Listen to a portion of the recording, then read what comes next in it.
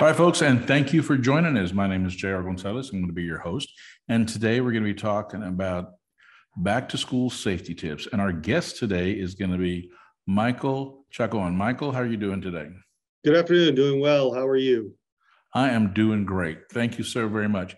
Actually, one of the things we do at TAMACC is we like to bring webinars and podcasts throughout the year, talking about different subjects.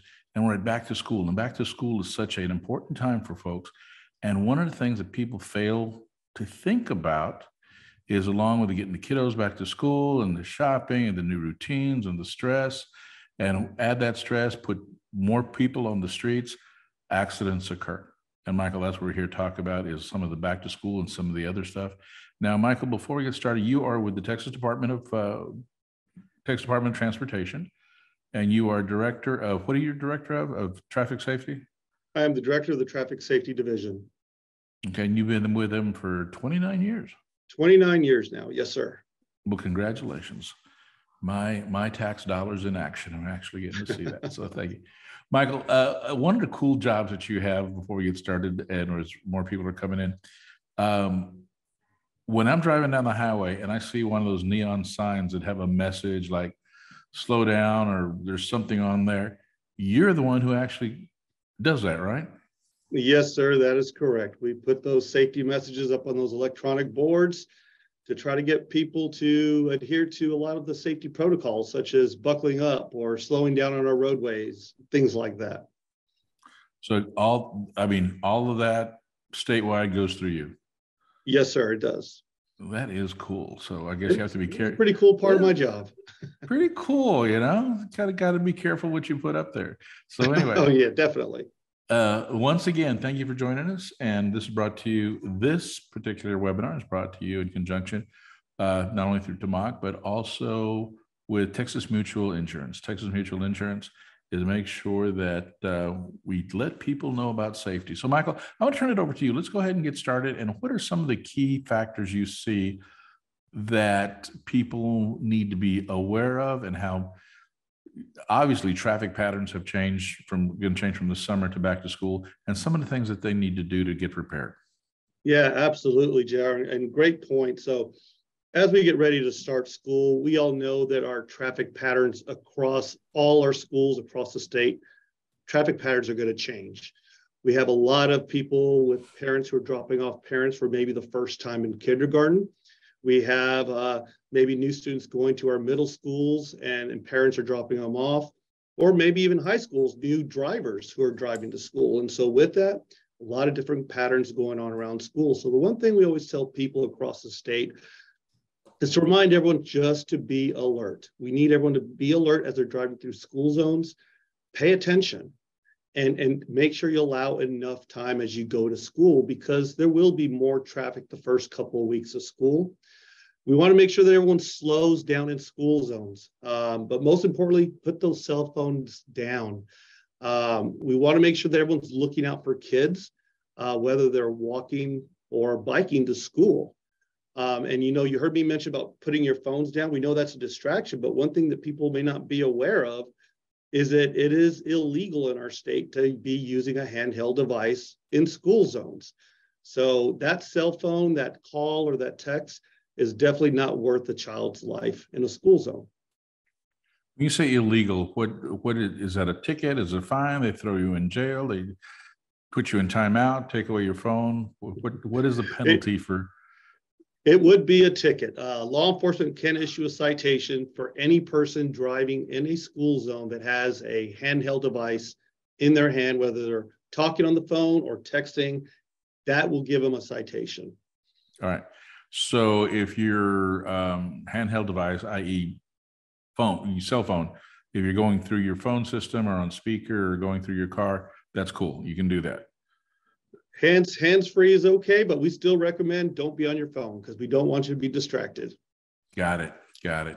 Michael, when it comes to the back to school, I know you mentioned a lot of new parents, new drivers. Then you got old people like me. I mean, we're not used to seeing, you can't get settled. It's been a nice hot summer here in Texas. And now these other patterns have emerged. a lot of these patterns add to stress. And when drivers get stressful, it also unfortunately ends up with road rage. What are we seeing in Texas when in the area of road rage? Well, that's an interesting question because you're right. There's definitely there's been an uptick in road rage incidences. Now, what I will tell you though is that we don't track roadway type incidences. Now, it might be notated by a law enforcement agency if it results in a crash. But we have seen on the roadway, and I'm sure you've seen it as well, JR, anytime you're driving to work or school, we tend to see drivers taking riskier behaviors. That's the one thing we've noticed. People are driving faster. People are weaving in and out of lanes, trying to get to their destination quickly. Maybe more people are distracted or maybe they're impaired. All these riskier behaviors have kind of lend itself to show in our current data how our crashes have increased over the past 2 years. And that's one of the big concerns that we see more and more on our roadways, that people seem to be more in a rush. And that's why we keep repeating to a lot of our folks across the state, please, we need your help, because this is a shared responsibility that we want everyone to get home at the end of the day, whether it's with your families, your friends, whoever it may be, we want you to get back home. And when it comes to actually speeding and weaving in and out of traffic, you and I have had conversations before, but the benefit is very minimal. I mean, do they really get there any faster? They do not. And that's something that, as I've taught younger kids, my younger children, as they're learning how to drive, I've showed them that it does not result in a big savings of time. You're talking about maybe a few minutes at the most. And it's just not worth the risk, because not only are you putting yourself at risk, you're putting someone else's life at risk. And even though a crash is probably the least minimal thing that occurred to you, the worst that could happen is you could kill someone or even yourself. And that's why we tell people, slow down. Yeah. I think the only group of people that benefit from speeding and crashes are the personal injury attorneys out there. Good point. So definitely road rage. And just for the listeners, we are through TAMACC podcast, Latino Business Report. This week, we're going to be recording an entire episode with Laura Ramirez, a psychotherapist, talking about back to school issues. And I think road rage is definitely going to be one of the things we're going to be talking about. How people just lose it sometimes. And Michael, to your point, I think we all have witnessed it. I know I have multiple times, almost every day, firsthand, because I'm usually the one causing some of that road rage. But anyway, I'm going to try to breathe deeply and get a little bit more control. But before we go on to another subject, do you have any tips or advice of how some people can maybe just mitigate their own, let's not call it rage, let's be kind about it, how they can mitigate some of their anxiety when it comes to driving in Texas streets? Yeah, absolutely. And what you just said, everyone's got to take a big, deep breath sometimes. Unfortunately, as I mentioned earlier, traffic patterns are going to change. And so during the next few weeks as school starts up, and this is good advice for any time you're going on the roadways. Number one, always kind of know what's going on to your destination. In other words, check your morning news. They always have great live coverage about what's happening on traffic patterns, whether or not there's a crash on the roadway. And as you get ready to go out, make sure you leave plenty of time for yourself to get to that destination, because we all know in perfect traffic conditions, we probably know exactly to the minute how long it'll take us to get there. But we've also been on the other side, where once you get a stalled vehicle or a minor fender bender, what happens? You start to get more traffic congestion, and that's where people start to get stressed. They get stressed. Some start getting the road rage because people want to get around other cars, and people don't want to let other people in because I was here before you. Bottom line, allow plenty of time, pack lots of patience, and just, do what we've always said on our Texas signs as you enter to the state: drive friendly, the Texas way. Let's remind everyone, let's take our time and take care of each other. Good point. Drive friendly. And as far as the Texas way, well, there's a couple other Texas type things I see that drive me crazy. Maybe since I have you here, and with your 29 years of experience there at Texas Department of Transportation, why is it that the roadway may be clear, But if somebody's pulled off to the side with a flat tire or something, the rubberneckers are doing that, and it just backs up traffic, for miles. If there's an accident, but the roadway was never blocked. There was, all Right. lanes were open, but rubberneckers cause backlog and traffic jams. What? Any explanation for that? I wish I had an explanation for that. And it tends to cause a lot of issues, but I would hope that it's more than the rubbernecking that's occurring here. As you all know, in Texas, we have the move over law.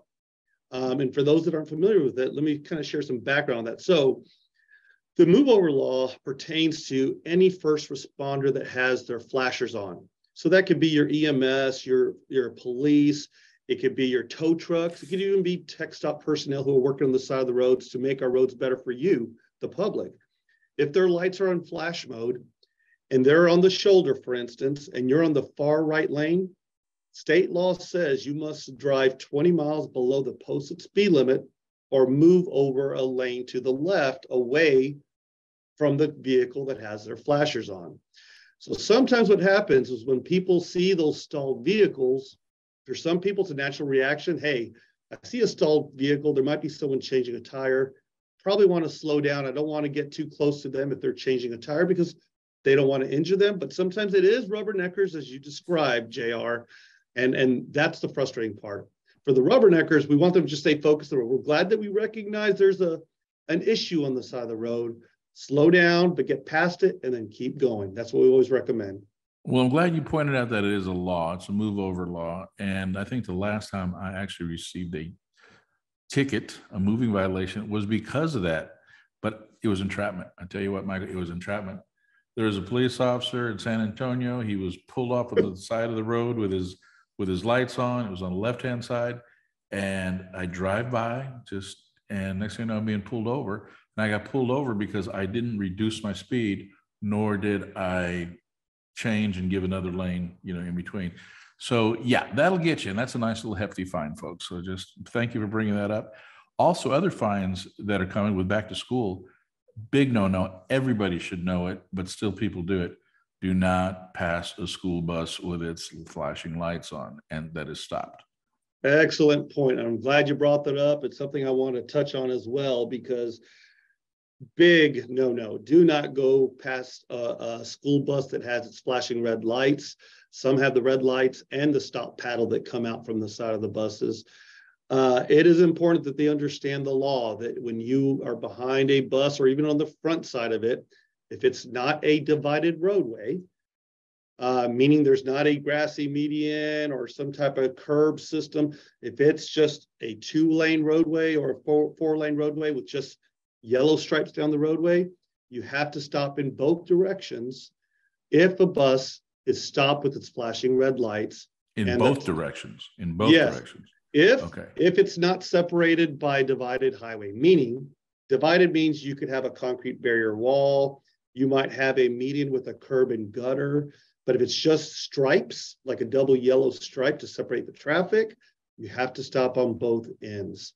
And it's very important that you make sure that you stop in both directions, because as we all know, when the bus is stopping, what's happening? We're either loading students in or we're unloading students from the buses. And sometimes children run across the roadways, and it's for their own safety.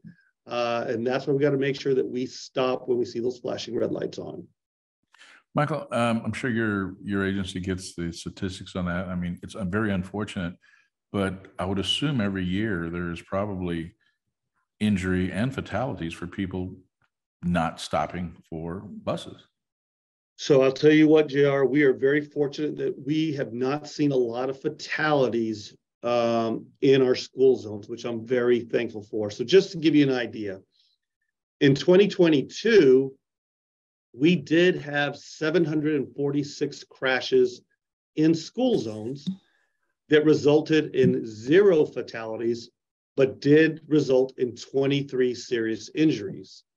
So I'm glad to see we had no fatalities, but those 23 serious injuries are still very concerning for us, because these are children, and sometimes they're adults, crossing guards, other folks like that, who are helping our children get to school that are getting struck by people who aren't paying attention in school zones. And of those 23 that were seriously injured, 10 of those were under the age of 18. And that's just 2022 data right there. So obviously we would love to see zero all across the board, not just in fatalities, but also in serious injuries, because we don't want to see any children or adults being hit in a school zone. Absolutely. What can parents remind or talk to their children about as far as traffic safety when going to school? Because a lot of these kiddos are going to school for the first time. They're walking to school. They're riding their bikes.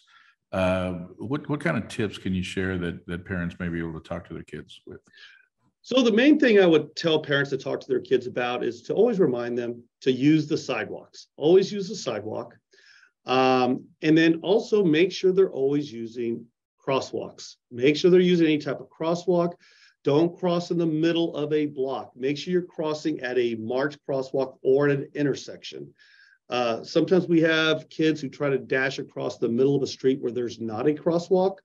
That's one of the most dangerous areas because cars are not, or drivers are not expecting to see kids dashing across the roadway. So always use those marked crosswalks.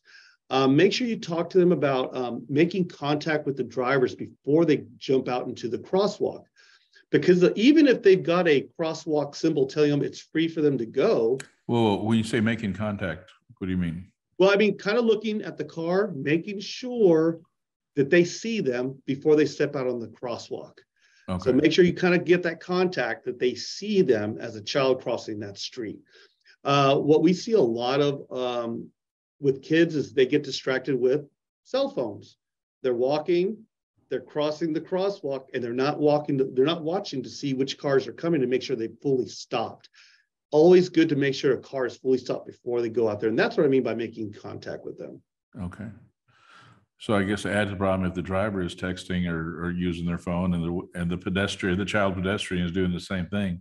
You got. We want to make sure everyone keeps those phones away during those times, both sides. Jeez. Okay, definitely.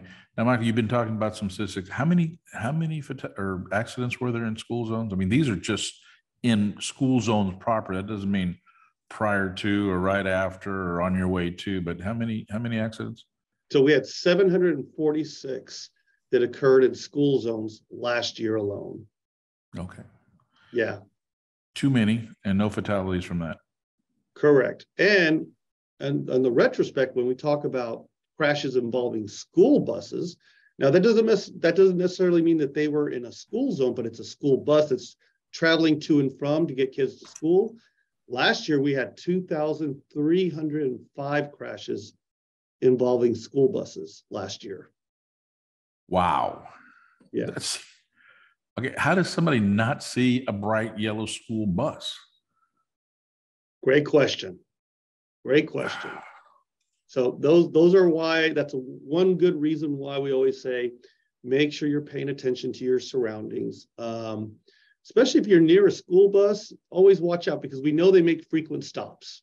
And so got to make sure you pay attention to them because they are making more frequent stops along the roadways. Sometimes during the time change, when it gets darker during the day, it's harder to, see students out there, but these buses are what's going to help you realize, hey, there's students nearby because they're going to start getting their lights ready to stop their bus and get loaded in the kids and everything. I guess I would assume that a smart thing to do is as before school starts, on your regular places you go work, know where the school zones are, be aware of them, start getting ready ahead of time so you just don't wake up one morning and go, wow, where did all these kids come from? That's an excellent point. Yeah. Okay. Absolutely. Michael, since we have you on the webinar today, what is happening statewide in Texas? How are we doing compared to other states when it comes to road fatalities? And I know that Texas is, it's unfair to kind of compare. I mean, compare us to Rhode Island and I can see, okay, we're going to be far ahead, but we're a big state. We have beautiful highways, but we also have some congested areas, especially up and down the IH-35 corridor. And we have spots in the state that are just a high accident rate, and fatalities are fatalities. Nobody should have to die unreasonably, but yet it's happening every day. Yeah, that's a great point. And since you brought that up, let me kind of share my screen. I'd love to share some info with you because this is something that Let me know when you're able to see this. Yeah, we can see it right now. All right. So just to kind of talk about what you were just talking about. So as you all know, JR, and you've heard me talk about this, but I think it's good for everyone to hear. In Texas last year, we had over 4,400 fatalities on Texas roadways due to crashes. That was the second highest fatality count since 1940, and that's how long we've been keeping record of fatalities on our roadways. And so to see that many fatalities, just think of the impact that has made on all these families who have lost a father or a mother, a son or a daughter. It's just unacceptable to see that many people lose their lives in 1 year. Wow. And to make it worse is that you see what I have on the next line, which is November 7th of 2000. So what that is that was our last deathless day on Texas roadways. So since that day, we've gone over 22 years where we have had at least one fatality on our roadway due to a crash. That's unheard of. And so since that day, you can see how many lives we lost. Over 82,000 people have lost their lives since that day. It's very heartbreaking because this is something that we want to see end. We've adopted a goal of 0 in our state agency to have 0 fatalities by 2050. And we're going to do everything we can. We're going to see what we could do to enhance our roads. Zero fatalities for the entire year? Yes, sir, by 2050. Wow. That is our goal. That is aggressive, but a goal nevertheless that we need to meet. It's very aggressive, JR, but one thing I always tell people, because people always tell me, is that really realistic? Well, to me, when people ask me that question, this is what I would tell them, JR, and I'll ask you the question when I tell them. How many fatalities would you accept for your family and friends? Right. Wow. And what's that number typically? 0. 0. Yeah. And that's what it's going to take is all of us to really drive that message. And Michael, it doesn't cease to amaze me how, because you see the fatalities, a lot of these are very, well, I would say the vast majority of them are preventable, but yet people still do not wear their seatbelts. Are a lot of these accidents we're talking about right now, were they caused by, or was a lot of them a result of people not wearing their seatbelts? You just hit another good point. So let me show you something. So going to your question about seatbelts. So as you could see on this chart, the third one is our unrestrained, and that was our third highest contributing factor for fatalities in 2022. So as you could see, we lost 1,258 people in Texas last year alone who were not wearing a seatbelt. That accounted for 28% of our fatalities, JR, 28%. Wow. Simple thing, just buckling up saves your life. And this is the part that we're struggling with, and we're asking the public's help on this.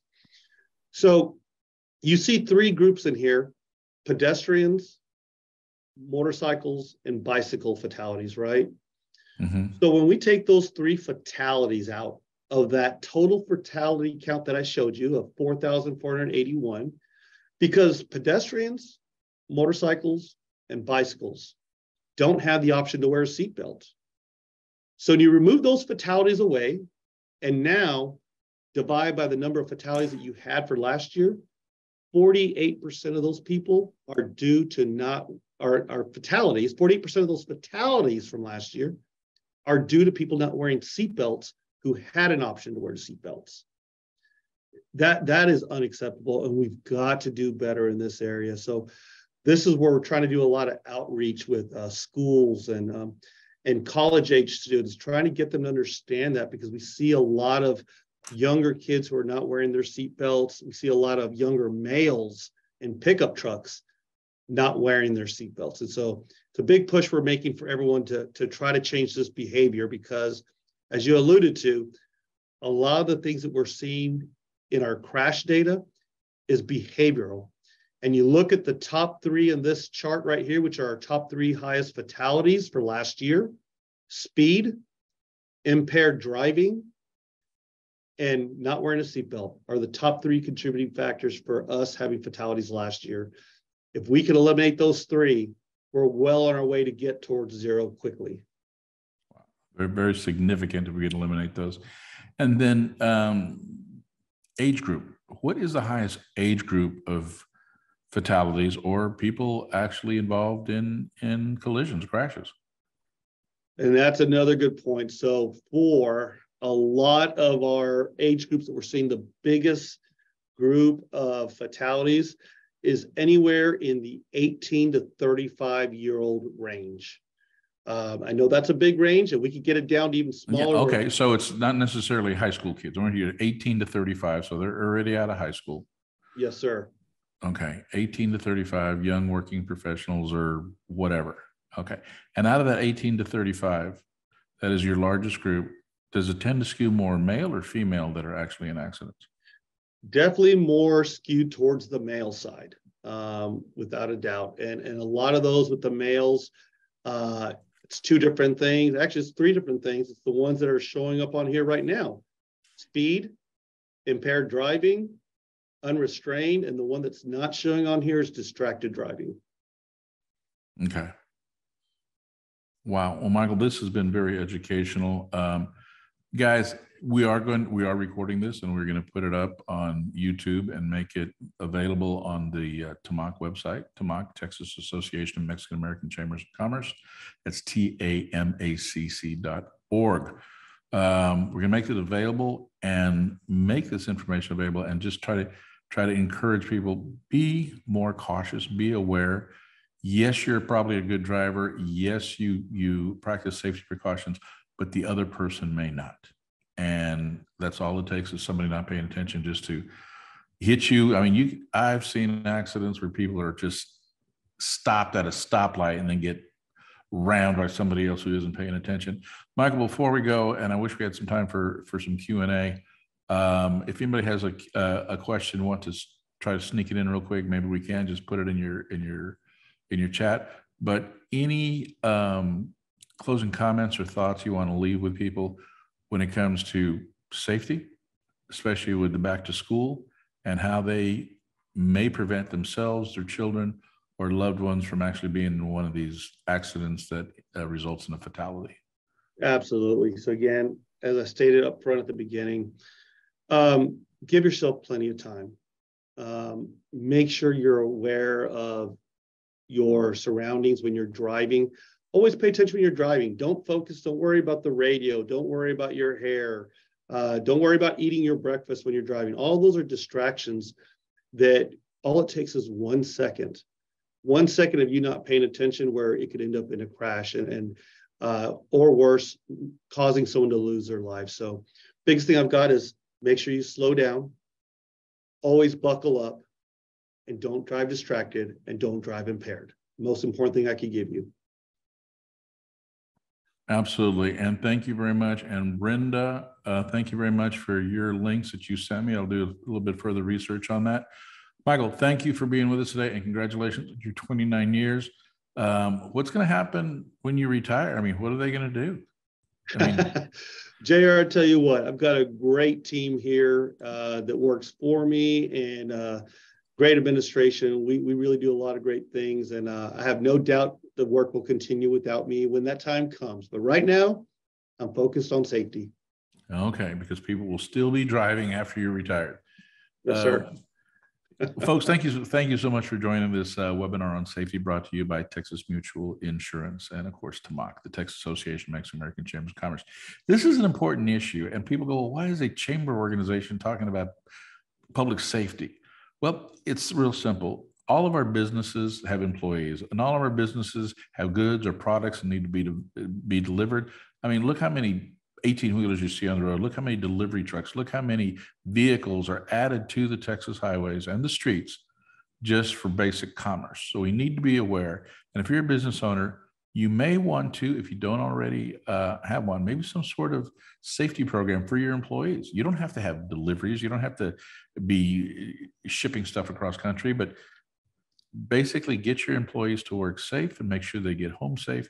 And that's important. It's going to help everybody to hopefully hit that zero fatality rates before 2050. So Michael, thank you very much for joining us. Once again, thank you very much. My name is J.R. Gonzalez. I have been your moderator today for this safety back to school webinar brought to you by Texas Mutual Insurance. Have a great day.